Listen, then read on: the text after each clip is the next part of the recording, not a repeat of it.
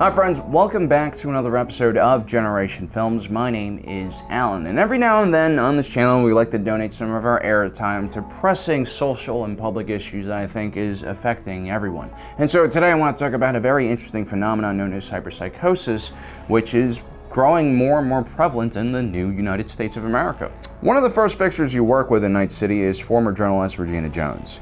Regina looks like a hard ass. She's missing an eye and forever wearing a ballistics jacket. But behind that toughness is a pragmatic woman who truly cares about her city. Unlike the other fixtures who are pursuing solely monetary gain and power, Regina Jones always manages to insert her own personal brand of morals and ethics behind every one of the jobs she gives you. So while other fixtures might have you murdering random people or stealing tech, a lot of what Regina asks you to do truly benefits Night City. Using her extensive list of contacts that she developed as a journalist, Regina Jones keeps a close eye on the phenomenon known as cyberpsychosis and how it's evolving in Night City. Cyberpsychosis is a little understood phenomenon that has been steadily growing alongside the popularity of cybernetic body enhancements. In the world of Cyberpunk 2077, almost everyone in Night City has some kind of machinery grafted to their skin. Even the nomads who ride their iron steeds through the great barren plains of America have their fair share of tech installed onto their body. Now, for some reason, a small percentage of individuals with cybernetic implants eventually succumb to cyberpsychosis. Cyberpsychosis is identified as a dissociative disorder. This mental illness has a wide range of alarming symptoms like a lack of self-preservation, distancing from socializing with family and friends, associating and identifying more with machines than organics, and ignoring basic human needs and pleasure.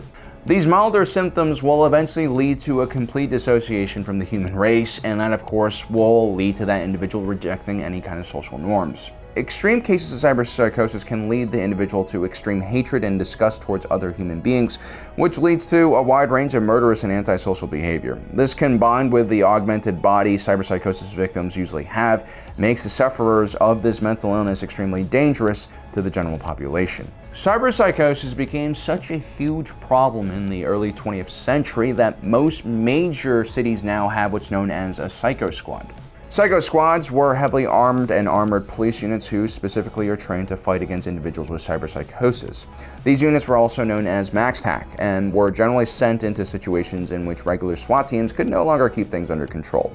MAX-TAC has a considerable amount of controversy surrounding it because whenever they're involved in anything, there's usually a lot of collateral damage and ultimately civilian casualties. MAX-TAC also has a reputation for being very goal-oriented, aka they like killing things, but at the same time very loose with rules and regulations. Some individuals in the police department believe the members of MAX-TAC aren't all that different from the cyberpsychos they're hunting down. It should be noted that while not all MAX-TAC members are augmented, most of them are. Some are even reformed former psychos themselves and are getting dangerously close to cyberpsychosis in an attempt to gain an edge. So why is Regina Jones so interested in you reaching these cyberpsychos before MAX-TAC and the police do? Well, that's because MAX-TAC generally kills whatever they touch, and regular Night City patrols lack the skill, resources, and courage to take on such a challenge. What Regina Jones wants you to do is to find these cyberpsychos and subdue them in a non-violent way so that you can try a therapy to rehabilitate them. Which honestly is kind of absurd because oftentimes when you arrive on the scene of a cyberpsychosis attack, there's usually a ton of dead bodies creating a trail to the cyberpsycho, who is an individual who cannot be reasoned with and generally lacks any kind of humanity. It's basically impossible to convince a cyberpsycho to come in for the therapy that they desperately need, so the only thing you can really do is use force. Whether it's non-lethal or lethal is your choice. The problem is every cyberpsycho is different. Maybe this one has mantis blades that can pop out of their arms and slice off your head. Or maybe this one has a decentralized heart, so a center mass shot doesn't necessarily put them out of commission. It takes a ton of hardware, skill, and courage to stay alive in a situation that involves a cyberpsycho, especially if you're only using non-lethal weapons. But Regina Jones ultimately has a point, ethically speaking. As dangerous as these cyberpsychos are, they exhibit all the symptoms you would expect from an individual suffering from mental illness.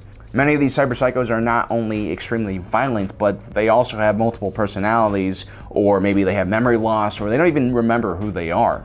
The individuals who get cyberpsychosis are also oftentimes from poorer areas of the city where cybernetic surgeries are done with less care and expertise.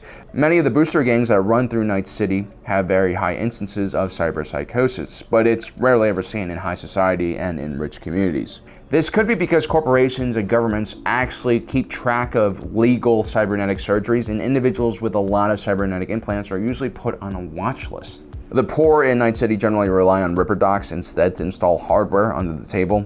This oftentimes is a lot cheaper and keeps them off of those watch lists. I mean, if you put yourself in the shoes of a cyberpsycho, it can be pretty intense and terrifying. I mean, I'm sure most of them can sense their humanity slipping away, but at the same time, a lot of these guys are daily wage earners and they need these implants to give them, a slight edge over the competition when looking for work. And so it's a terrifying downward spiral, and aside from a few individuals like Regina Jones, no one is out there to help the average person who suffers from cyberpsychosis. Now, by 2077, cyberpsychosis has been around for quite some time, so there are now preventative measures and even treatments for cyberpsychosis. To start off, there have been many major advances in medical implant technology, making the likelihood of implant rejection and infection much less likely. Then there was a drug developed known as baloperidol, which is a pretty commonly used treatment for people on the verge of cyberpsychosis, although how effective this treatment is unknown. Now, one of the major reasons why we've seen a decrease in cyberpsychosis in richer communities is most likely those watch lists we were talking about. Generally speaking, whenever a corporation learns that one of its workers are on the verge of cyberpsychosis, they will ask them to self-isolate and wait for a corporate medical team to sedate them and transport them to a therapeutic retreat. Oftentimes, these so-called medical treatment teams are just hit squads who are there to kill the individual on the verge of cyberpsychosis. Now, if you are on the government list, you're treated a little differently and perhaps better in some ways. Registered potential cyberpsychos on government lists are essentially on parole and must attend therapy sessions to help them maintain their humanity. Their implants are monitored along with their basic activity at all times. Now, in the rare case, a MAX-TAC team where you bring in someone with cyberpsychosis alive, what happens is they're usually strapped down, sedated, and then all of their cybernetics are turned off. These individuals are then jacked into a custom brain dance where a cyberpsychologist attempts to piece together their personality. This process can take weeks or even months, but can eventually lead to the cyberpsycho regaining control of their body and humanity. Of course, their personality will still remain quite altered, but that begins happening the second you start grafting metal to your flesh. It should be mentioned that generally more empathetic and psychologically stable individuals have a much smaller chance of getting cyberpsychosis. What we find is oftentimes many patients with cyberpsychosis also suffer from comorbidity in the form of other mental illnesses. Now, how relevant is cyberpsychosis to our own current timeline? Well, currently we're in the primitive stages of cybernetic implants, so we just don't really know. I mean, this could be a purity argument that, one day if we do hypothetically strap on too many metal parts of our body, we'll go insane. But until we figure out the science behind it, we really won't know. Now, on the other hand, dissociative disorders, which is what cyberpsychosis is classified in the cyberpunk universe, that's a real thing, and it does affect a lot of people, and it can have some very negative outcomes for the victims of this disorder. Dissociative disorders can lead to severe depression, anxiety, and even suicidal thoughts. And in times like this, during a pandemic where human interaction decreases significantly, it really does become increasingly important for all of us to watch out for each other, be nice to each other, and especially try to take care of individuals who are struggling with mental illness. Now, in my playthrough of Cyberpunk 2077, I ultimately chose to save as many cyberpsychos as possible. As terrifying and difficult as these individuals were to overcome, the knowledge that these individuals were once human children, no different from me, makes me understand just how heartbreaking their transformation is.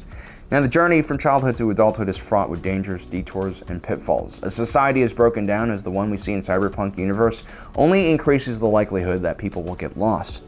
And so, in the face of overwhelming destruction, chaos, and evil, the only way one can hold on to their humanity and sanity is by fighting for those very small victories. Because it's not always about taking down Arasaka Corporation's headquarters building with a nuke. Sometimes saving a crazed cyberpsycho who lives down the street is exactly what it takes for you to stop the cyberpsychosis from taking hold of you.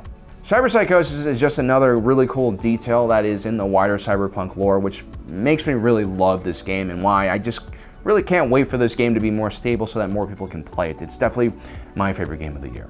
Anyway, guys, I hope you enjoyed today's episode. Don't forget to subscribe and hit that notification button down below. And as usual, my name is Alan, reminding you that life is a movie and you are the protagonist.